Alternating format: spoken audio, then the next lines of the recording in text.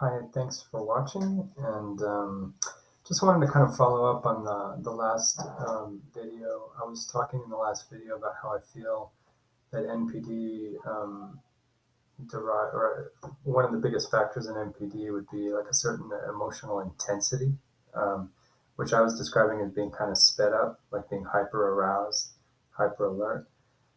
And I really do believe that. I do believe that the analogy to what we see with people on speed, on meth, on coke, if it's not exactly the same thing, at least it's very instructive, and it's a good analogy maybe to what may be happening with NPD. But at the same time, I have to admit that it's funny, because I guess, I was really thinking that of all the people I've known with NPD, there's always that kind of hyper arousal. But I think I was kind of imagining, I was kind of thinking of certain people I've known that have had NPD and ASPD. But I've also run into people in my experience who seem pretty, I don't know if they're NPD, I'll leave that aside, but they seem very arrogant, very intolerant, very difficult in getting along with certain types of people. Sometimes people who have not had enough crisis in their life have not had enough of the rough stuff, so to speak. So everything I say here is just thinking out loud. It's just food for thought. I could be wrong about everything, but I'm starting to wonder if maybe the question is not that you need to avoid crisis.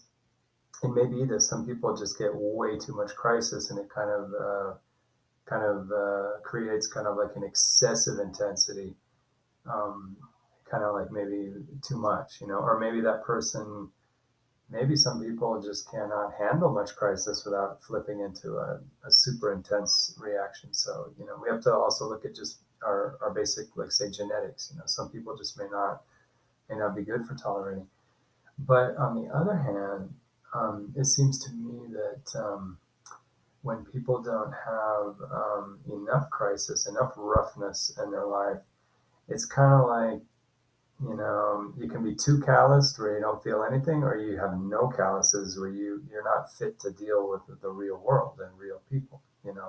So I do think that, and you might even be disgusted at the slightest roughness in anything because you're just not used to having one speck of dust, or, one spot of, how do you say, like one smudge, on your whatever.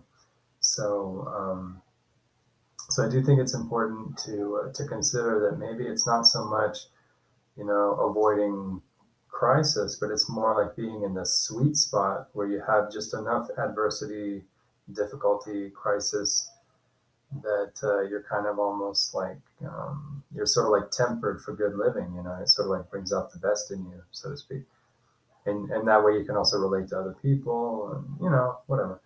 So, so maybe it's not so much a question of avoiding crisis, but having like the right exposure, like not being overexposed, not being underexposed. So maybe the extremes where people are too exposed or not exposed enough, these can be people who, for whatever reason, will turn out that they cannot relate maybe very well to other people. And I don't know if just not relating to other people is enough to qualify as a narcissism, but at least it is, kind of in the neighborhood. And so, I guess if we're trying to learn from personality disorders, all of us, those who do and do not have personality disorders, I don't think the idea is to run away from all crisis, but I do think the idea is to maybe turn the temperature down a bit. Maybe not down to 1 or 0, but not to 10. Maybe like 5 or 6. Something in the middle. So maybe it's just something to think about. But the other thing is that in the last video I was talking about the mind being sped up. Like on speed. But maybe, who knows? Maybe if the neuroscientists were to study it, it might not be so much speed. It just might be like intensity or hyper arousal. So maybe too much crisis, or maybe not too much crisis, but a person who's ultra sensitive to even the slightest crisis, and you'll see maybe a tendency for hyper arousal. Too intense. It keys the person up too intensely. So So I think we're looking at, a combination of how people are how they're conditioned, how they're raised, what their environment's like, and then how sensitive they are to that environment. So, different people can take different, just like take 10 people, some can drink, with never having any experience. Some can take 12 beers and not pass out. Other people, they'll vomit after 6 beers. I mean, every human being is different, what they can tolerate. Um, so, but the whole point is that I do think that in the end, I think emotional intensity, hyperarousal, I think these are factors that maybe could play into, um, using the analogy of how people respond to cocaine and meth could maybe be a useful tool to look at how NPD and ASPD symptoms arise.